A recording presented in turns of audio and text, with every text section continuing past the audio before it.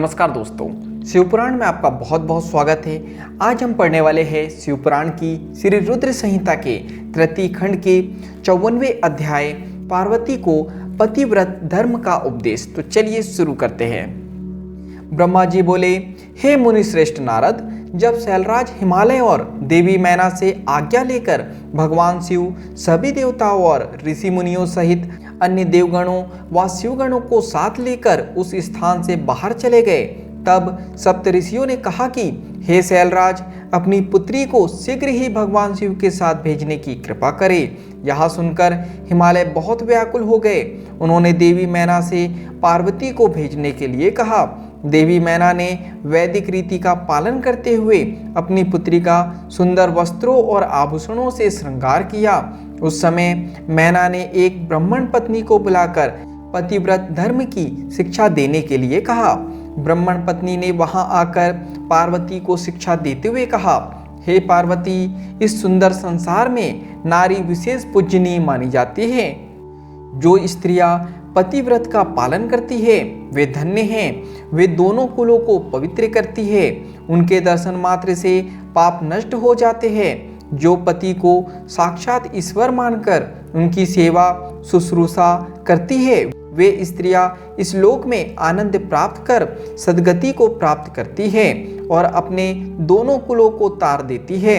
सावित्री, लोपामुद्रा, अरुंधति, सांडली, शतरूपा, अनसुया, लक्ष्मी, स्वंधा, सती, संध्या, सुमति, श्रद्धा, मैना और स्वाहा आदि नारियां साध्वी कहलाती है। वे अपने पतिव्रत धर्म के कारण ब्रह्मा, विष्णु और शिव जी की भी पूजनीय हैं। इसलिए स्त्री को सदैव अपने पति की आज्ञा का पालन करना चाहिए। पतिव्रता स्त्री पति के भोजन कर लेने के बाद ही भोजन करे। जब तक वह खड़ा हो खुद भी ना बैठे। पति के सो जाने के बाद ही सोए और उसके उठने से पहले ही उठ जाए। क्रोधित होने पर या अत्यधिक प्रसन्नता होने पर भी अपने पति का नाम ना ले। पति के बुलाने पर सभी कामों को छोड़कर पति के पास चली जाए। उसकी हर आज्ञा को अपना धर्म मानकर उसका पालन करे। कभी वह प्रवेश द्वार पर खड़ी ना हो, बिना किसी कार्य के किसी के घर ना जाए और जाने पर बिना कहे कदापि ना बैठे। अपने घर की वस्तुएं किसी को ना दे। पतिव्रता स्त्री को वस्त्रों और आभूषणों से विभूषित होकर ही अपना मुख पति को दिखाना चाहिए। जब पति घर से बाहर या परदेश गया हो तो उन दिनों में पतिव्रता स्त्री को सजना संवरना नहीं चाहिए। पति के सेवन की चीजें ठीक समय पर जब उसे आवश्यकता हो तुरंत दे दे। अपना हर कार्य चतुराई और होशियारी से करे। अपने पति की हर आज्ञा का पालन करना ही पतिव्रता स्त्री का परम धर्म होता है। पति की आज्ञा लिए बिना पत्नी को कहीं भी नहीं जाना चाहिए, यहाँ तक कि तीर्थ स्थान जैसे पुण्य स्थलों पर भी नहीं। पति के चरणों को धोकर उसको पीने से ही पत्नी का तीर्थ स्नान पूरा हो जाता है। पति द्वारा छोड़े गए झूठे भोजनों को पत्नी को प्रसाद समझकर खाना चाहिए।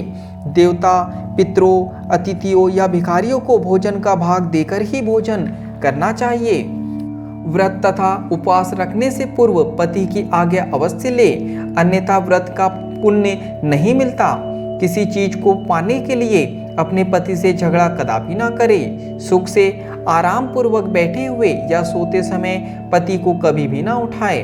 यदि पति किसी बात के कारण दुखी हो, धनहीन हो, बीमार हो या वृद्ध हो गया हो तो उसका परित्याग ना करे। रजस्वला होने पर 3 दिन तक अपने पति के सामने ना जाए, उसे अपना मुख ना दिखाए। जब तक स्नान करके शुद्ध ना हो जाए तब तक पति से कोई बात ना करे। शुद्ध होकर सर्वप्रथम अपने पति का ही दर्शन करे।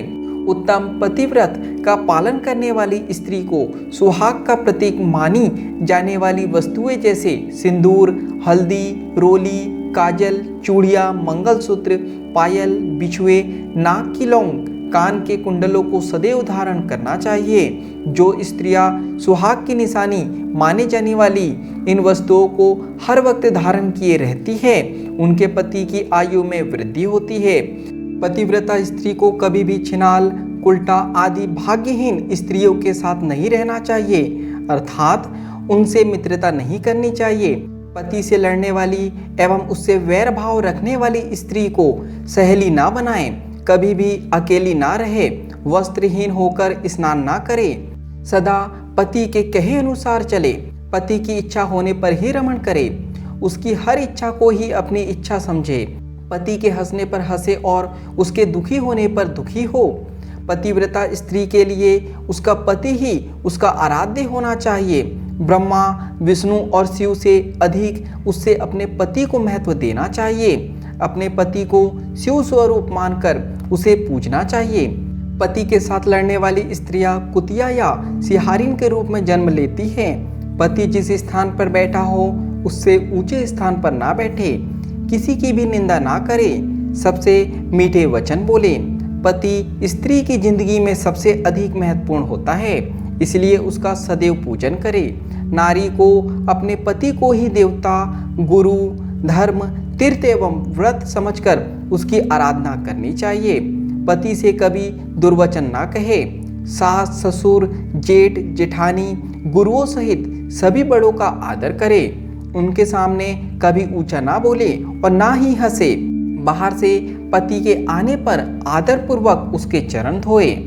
जो मूढ़ बुद्धि नारियां अपने पति को त्याग कर व्यभिचार करती है अथवा दुष्ट पुरुषों के सानिध्य में रहती है, वे उल्लू का जन्म लेती है। पति से हीन नारी सदा के लिए अपवित्र हो जाती है। तीर्थ स्नान करने पर भी वह अपवित्र रहती है। जिस घर में पतिव्रता नारी का वास होता है, उसके पति, पिता और माता तीनों के कुल तर जाते हैं। वे सीधे स्वर्ग लोक की शोभा बढ़ाते हैं। इसके विपरीत जो स्त्रियां पर पुरुषों की ओर आकर्षित होकर अपने मार्ग से भटक जाती है, वे अपने साथ साथ अपने कुल का भी नाश करती है। पतिव्रता नारी के स्पर्श होने मात्र से ही वहां की भूमि पावन और पापों का नाश करने वाली हो जाती है। सूर्य, चंद्रमा तथा वायुदेव भी पवित्रता हेतु नारी का स्पर्श करते हैं ताकि वे दूसरों को पवित्र कर सके। पतिव्रता पत्नी ही गृहस्थ आश्रम की नींव है, सुखों का भंडार है। वही धर्म को पाने का एकमात्र रास्ता है तथा वही परिवार की वंश बेल को आगे बढ़ाने वाली है। भगवान विश्वनाथ में अटूट भक्ति भाव रखने वाले शिव भक्तों को ही पतिव्रता नारियों की प्राप्ति होती है। पत्नी से ही पति का अस्तित्व होता है। एक दूसरे के बिना दोनों का कोई अस्तित्व नहीं रह जाता। पत्नी के बिना पति देव यज्ञ, पितृयज्ञ और अतिथि यज्ञ आदि कोई भी यज्ञ अकेले संपन्न नहीं कर सकता। पतिव्रता नारियों को पवित्र पावनी गंगा के समान पवित्र माना जाता है। उसके दर्शनों से ही सब कुछ पवित्र हो जाता है। पति पत्नी का संबंध अटूट है। पति प्रणव है और पत्नी वेद की ऋचा। एक तप है तो एक क्षमा। पत्नी द्वारा किए गए अच्छे कर्मों का फल है पति। हे गिरिजानंदिनी, शास्त्रों में पतिव्रता नारियों को 4 प्रकार का बताया गया है: उत्तमा, मध्यमा, निकृष्टा और अति निष्कृष्टा। ये पतिव्रता स्त्रियों के भेद है। जो स्त्रियां स्वप्न में भी सिर्फ अपने पति का ही स्मरण करती है, ऐसी स्त्रियां उत्तमा पतिव्रता कहलाती है। जो स्त्रियां प्रत्येक पुरुष को पिता, भाई एवं पुत्र के रूप में देखती है, वह मध्यमा पतिव्रता कहलाती है। जिसके मन में धर्म और लोकलाज का भय रहता है और इस कारण वह सदैव धर्म का पालन करती है, वह निष्कृष्टा पतिव्रता कहलाती है। जो स्त्री अपने पति से डरकर या कुल के बदनाम होने के डर से व्यभिचार से दूर रहती है, वह स्त्री अति निष्कृष्टा पतिव्रता कहलाती है। ये चारों प्रकार की पतिव्रता स्त्रियां पावन, पवित्र और समस्त पापों का नाश करने वाली कही जाती है। मुनि अत्रि की पत्नी अनुसुईया ने अपने पतिव्रत के प्रभाव से त्रिदेवों ब्रह्मा, विष्णु और शिव को शिशु बना दिया था। यही नहीं, उन्होंने मरे हुए एक ब्राह्मण को अपने सतीत्व के बल से जीवित कर दिया था।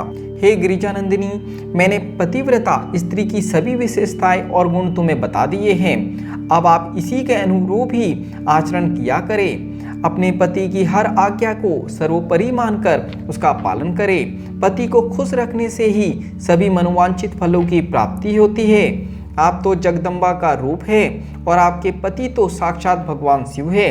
आपको यह सब बताकर कोई लाभ नहीं, क्योंकि आप तो यह सब जानती ही है और इसका उत्तर पालन भी करेंगी।